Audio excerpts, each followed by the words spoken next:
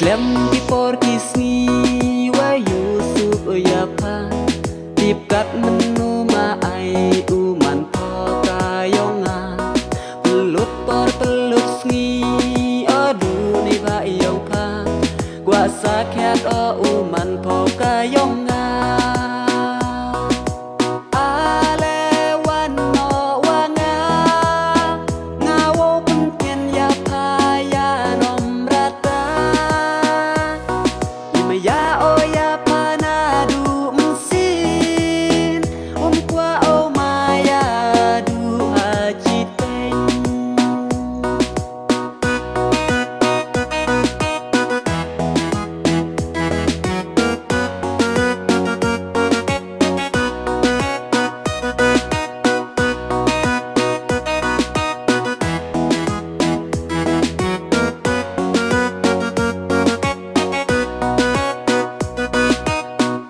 đời nhau pha tô priang no ya nga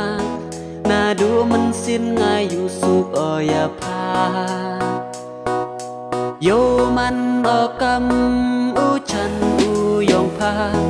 ya nom rata nga wo su marlana to đời nhau pha tô priang no ya nga na du man sin nga Yusuf o ya pha yo man o kam u chan u yong pa ya nom rata nga wo su marlana ale wan no wa nga wo pen ken ya pa ya nom rata ima ya o ya pa na du msin qua o ma ya du haji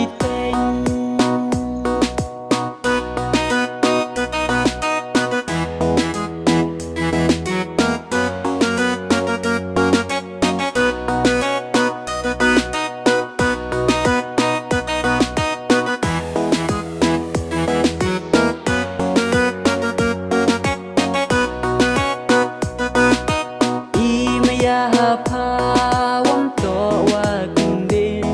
apa sakya kun o une lada chitom lada yo ne ladum